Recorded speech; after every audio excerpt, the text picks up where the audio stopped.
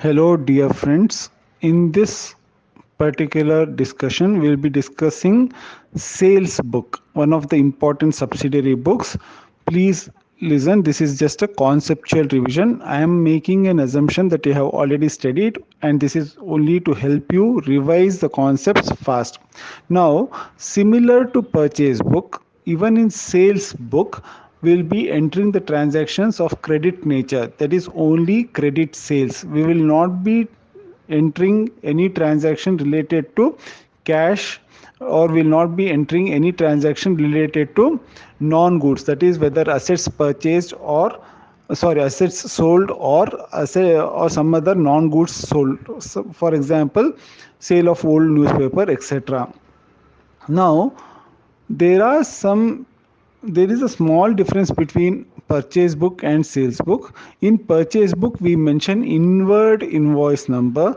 In sales book we mention outward invoice number. The remaining columns and the method of calculating everything remains same. So let us start our discussion on sales book. Here in particulars we'll be mentioning the name of the customer, and instead of inward invoice number like purchase book, here we'll be mentioning outward invoice number.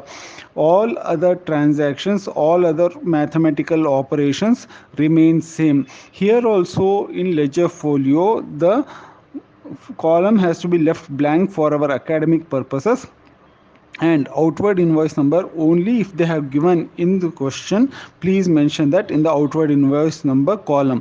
Now in our format I have taken a transaction with Messrs XYZ and Co, imagining all the possible adjustments that they might give. I'm assuming that there are two particular items that we have sold to them. So please do go through the format. There I have told number of units into MRP per unit, same like our purchase book. Here it would be sale price per unit that they would have given, and that particular multiplication function you'll have to enter in details column.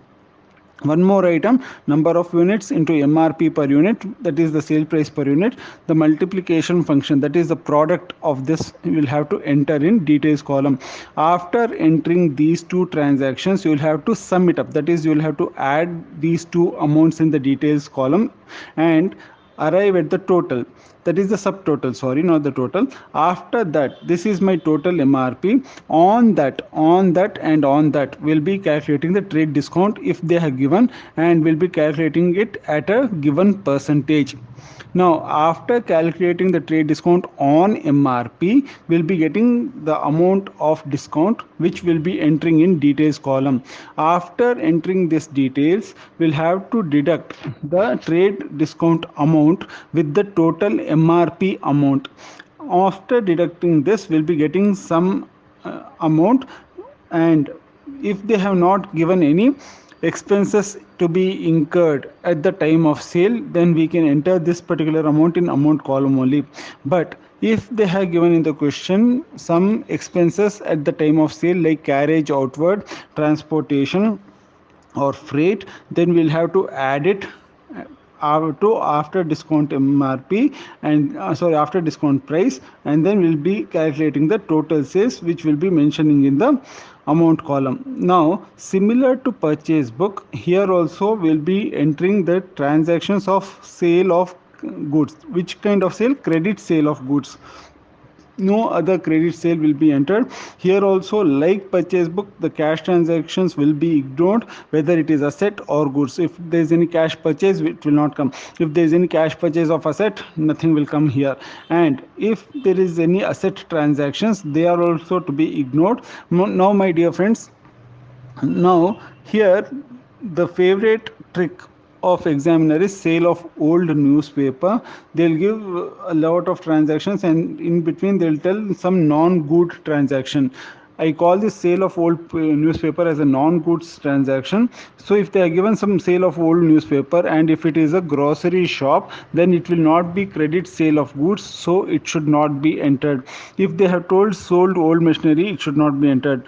Understood? Now in purchase book also similarly, if they are told purchase of old machinery or new machinery, it will not be entered.